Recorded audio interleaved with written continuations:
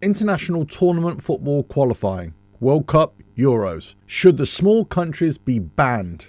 Let's get into it. Hello, welcome to On Me Edson. I hope you're all well. If you like what I do here, don't forget to like and share the video, subscribe to the channel and hit the notifications bell for all future videos. So this video is all about qualifying for the big World Cup, the Euros, or whichever other regional tournament in the world you want to consider. Should we ban the small countries, the real minnows, from even attempting to qualify? Because basically, they're never going to qualify. They are always the whipping boys of the bigger teams, of the bigger nations. And why does this happen? Well, quite simply, they just do not have the population to generate enough talent to put out a decent football team. Now, I'm talking the likes of Andorra, Liechtenstein, Gibraltar, San Marino.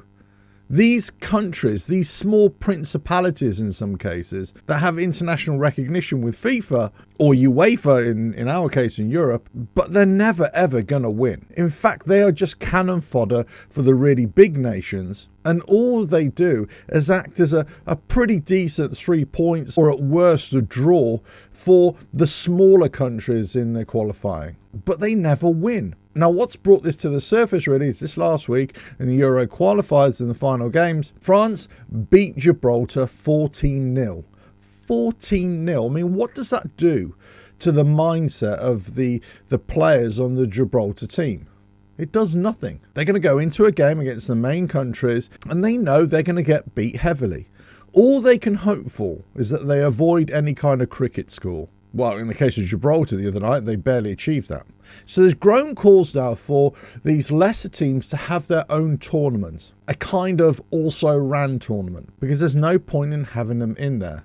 All it does, it dilutes the quality of the qualifying, and all it does, it makes for some qualifying groups to be a lot stronger and a lot more difficult than other qualifying groups. So one could argue, in the case of England this year and Italy, they're in the same group, Group C.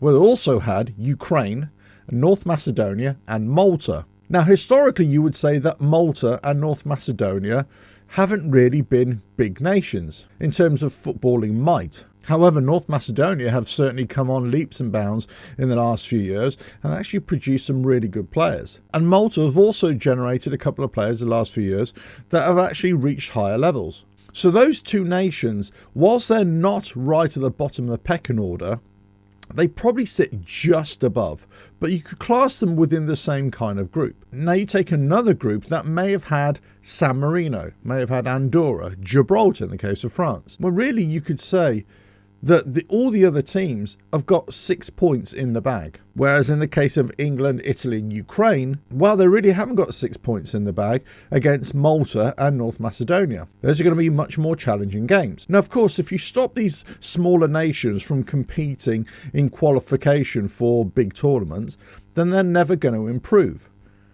Well, the point is they're never really going to improve or get better, because their population or lack of population dictates that they're never going to improve. They're never going to get better. There might be a flash in the pan where all of a sudden they rise to the dizzying heights and they're able to qualify, let's say, for a Euros, let's say, or let's say even for a World Cup. And whilst FIFA and UEFA have tried to expand the World Cup and the Euros, for example, to include even more teams or even more nations, which opens up the door for smaller countries to come in, it actually dilutes the value of these tournaments, and it does nothing for the individual nations themselves, the small nations, and also the quality of the football, but also any kind of framework to improve the level of football for future generations. They're perpetually a target for the bigger teams. So the callers come out to say, well, actually just take them out of the equation, let them have their own tournament football, their own World Cup every 4 years, their own regional Euros every 4 years as well, and possibly even a lot more engaging for the fans of those nations. Now, the flip side or the counter argument to this is that actually when these small nations, these minnow nations, are able to play against the big nations, that is like a big day out for them. That's like a big deal. That's something for the fans and nation to really get their teeth into and rally around. So there's two sides to the argument here. One is that this does nothing for football as a whole, does nothing for the competition, and it's also at the detriment of the smaller teams always. The other hand is that actually it's healthy competition. It's healthy to see where the big teams are and the small teams are, and every now and again, every once in a blue moon, you'll get a surprising result. You'll get something that wasn't supposed to happen. And maybe that's the spirit of football. Maybe that's what we should always be embracing. That 99.9% of the times these small nations are never going to win.